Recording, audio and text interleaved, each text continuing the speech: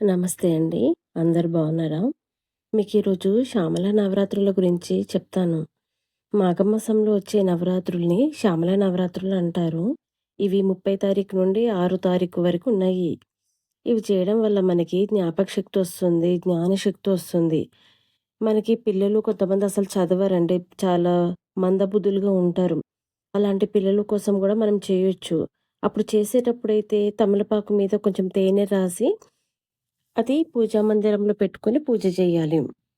పూజ అయిపోయిన తర్వాత ఆ తేనెని పిల్లలకి తాగిపిస్తే కొంచెం పిల్లలకి చదువు బాగా వస్తది.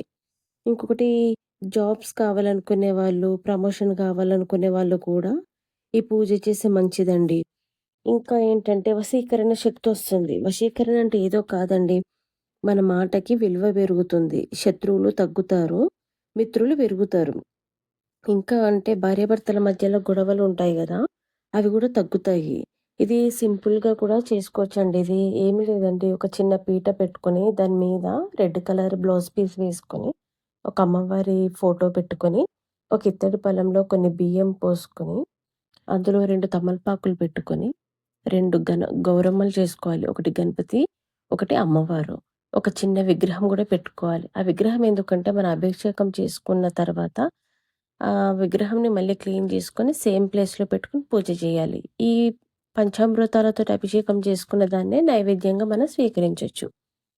మనము ఏదో ఒకటి అమ్మవారికేంటంటే బెల్లం పరమాన్నం చాలా ఇష్టం. అది నైవేద్యం పెట్టొచ్చు. లేదు అంటే ఏదైనా పర్వాలేదు. ఏదో ఒక నైవేద్యం పెట్టి అమ్మవారికి పూజ చేసుకొని హారతిచ్చుకుంటే సరిపోతుంది. ఇంకొకటి శ్యామల దండకం కంపల్సరీగా చదవాలి.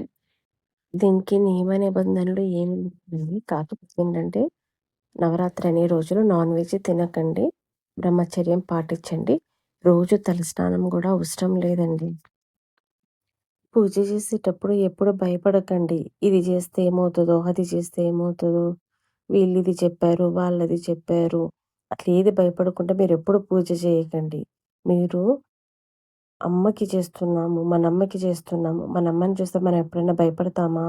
ఇది గూడా అంతే. అమ్మకి చేస్తున్నాం అని అనుకోని మీకెట్లా నచ్చితే మీరట్లా చెయ్యండి. అమ్మకి అన్నీ తెలుసు. అన్నిటిని అమ్మ అర్థం చేసుకుంటది. మీరు ప్రేమతో చేయండి ఏదైనా. ప్రేమతో చేస్తే అన్నిటిని అమ్మ స్వీకరిస్తది. భయంతో కాదండి, భక్తితో చేయండి పూజ. మీరు ప్రేమతోటి ఒక బెల్లం ముక్క నైవేద్యంగా పెట్టినా అమ్మవారు స్వీకరిస్తది.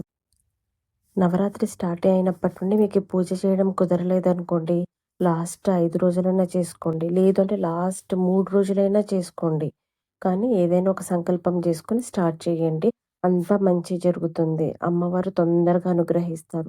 నమ్మకంతో చేయండి, భక్తితో చేయండి, ప్రేమతో చేయండి. కంపల్సరీగా అమ్మ అనుగ్రహం మనకి ఉంటది. కొంతమంది భార్యాభర్తలకు ఎప్పుడు గొడవలవుతూనే ఉంటాయి.